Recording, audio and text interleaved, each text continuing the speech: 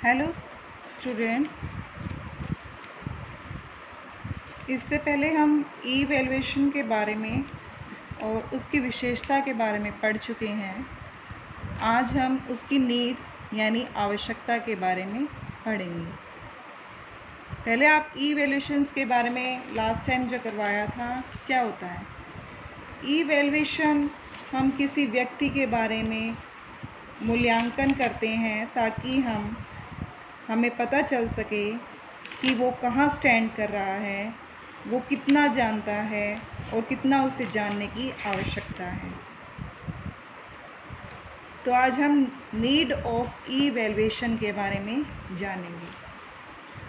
सबसे first point है बालक में निहित योग्यताओं के बारे में जानकारी। हमें सबसे पहले यूँ पता होगा कि बालक कितना जानता है, मतलब कि बालक में कितनी योग्यता है कुछ आगे करने की, तभी हम क्या है उसका इवैल्यूएशन करते हैं। यानी बालक का सर्वांगीण विकास में जैसे मानसिक, शारीरिक या भावात्मक विकास करना होता है। इन तीनों पक्षों का विकास तभी संभव होएगा जब हमें बालक के अंदर जो छिपी विशिष्ट शक्तियाँ हैं उनके बारे में, यानी विशिष्ट योग्यताएं हैं उनके बारे में क्या है जानकारी होगी।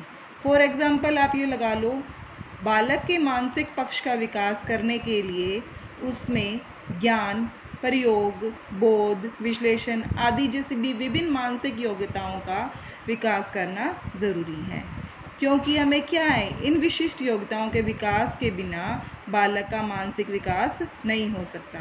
यानी हमें उसके अंदर जो निहित योग्यताएं हैं उसके बारे में जानकारी की आवश्यकता पड़ती है। ठीक है।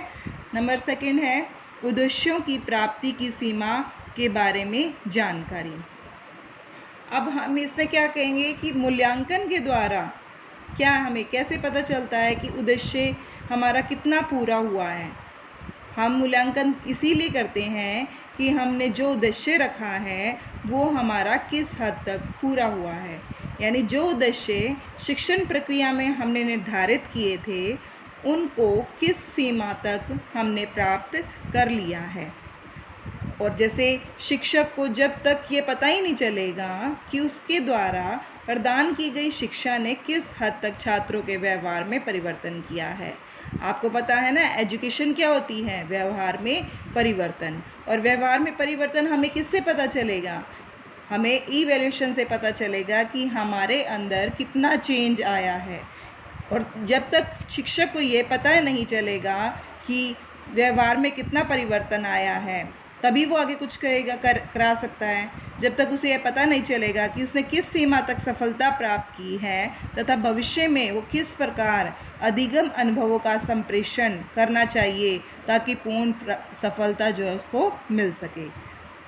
नेक्स्ट पॉइंट है आपका छात्रों की उपलब्धि।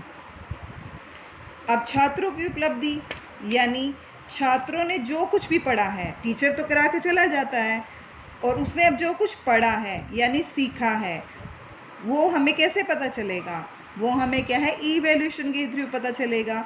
तो उनके बारे में जानकारी के लिए भी हमें क्या है इवैल्यूएशन की आवश्यकता पड़ती है। यानी उसने कितना समझा, इसकी जानकारी जो है हमें क्या है मूल्यांकन के द्वारा ही होती है।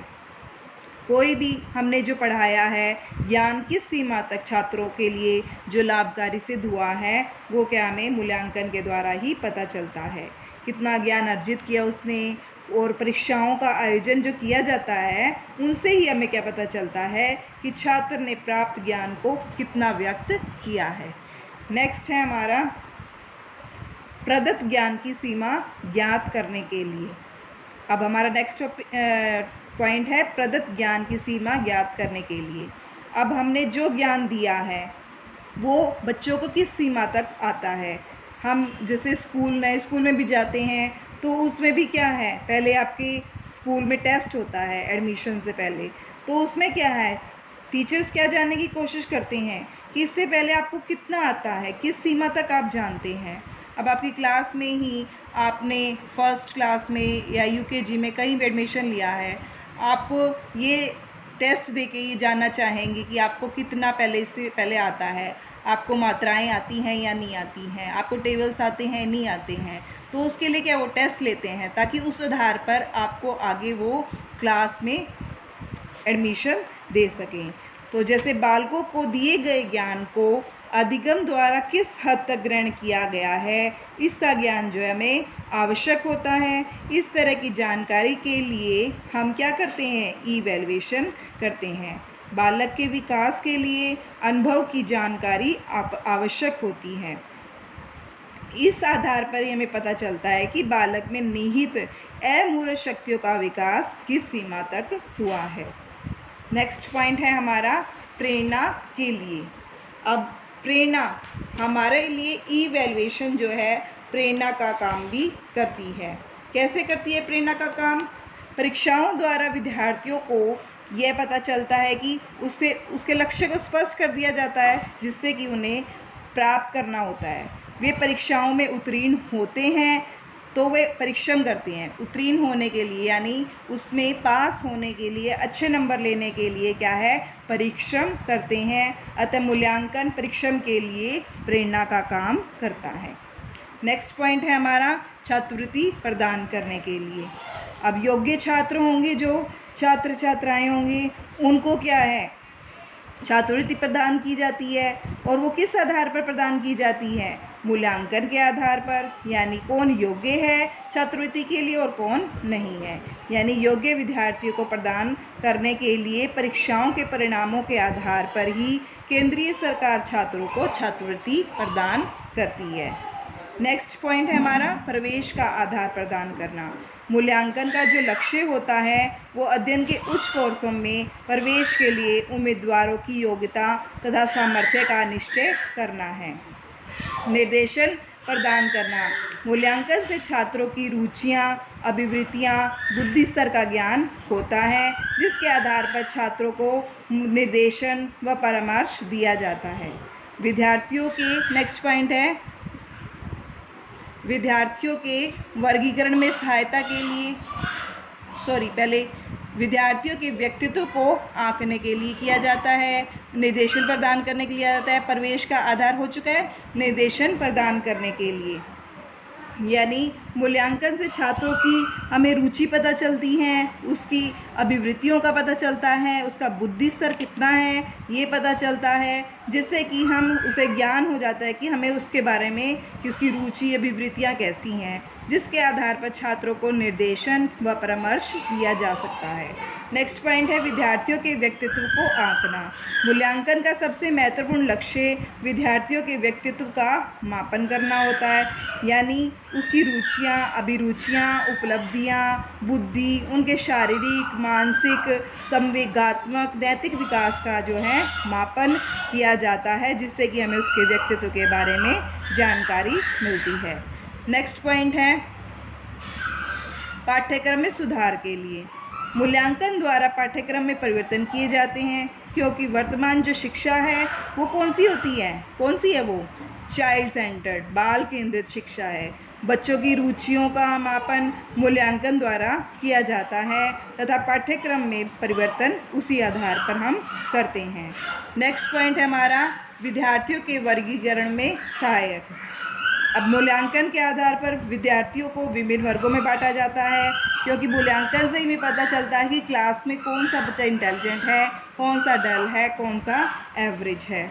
तो मूल्यांकन के आधार पर ही हम बुद्धि स्तर के आधार पर छात्रों को अलग अलग करते हैं, जिनका वर्गीकरण मूल्यांकन द्वारा ही क्या है, संभव है। नेक्स्ट है हमारा अनुसंधान में उपयोगी। अब परीक्षाएं हम लेते हैं वो क्या है, अनुसंधान कार्य के लिए भी हमारे लिए काफ़ी सामग्री हमें प्रदान करती हैं, जिसके आधार पर हम क्या करते हैं, शिक्षा और शिक्षा पद्धति में कई प्रकार के सुधार करते हैं। इस प्रकार इवैल्यूएशन के लिए हमारे जीवन में काफ़ी महत्व है, क्योंकि हम इवैल्यूएशन से हम जान पाते हैं कि हम कितना जानते हैं कितना नहीं। ना केवल हम बल्कि हमारे टीचर्स, हमारे माता पिता भी हमें किस आधार पर जानते हैं, इवैल्यूएशन के द्वारा ही कि हाँ हमारा बच्चा कितना जानता है कितना नहीं जानता। तो आज हमारा टॉपिक ये नीड ऑफ इवैल्यूएशन कंप्लीट हो गया है। उससे आगे आपका टॉपिक है इवैल्यूएशन डिवाइसेस। मैं आपको सिर्फ आज ये बता देती हूँ कि 3 टाइप के हैं evaluation devices: oral test, written test, objective test. Oral test में थोड़ा सा बता देती हूँ मैं आपको, जैसे जोर से पढ़ना, तैयार प्रश्नों को पूछना, तैयार प्रकरणों पर बातचीत, सामान्य प्रश्न, सामान्य बातचीत, चित्रों पर प्रश्न। कल हम करेंगे इसके बारे में। Tomorrow we will discuss about evaluation devices. Thank you.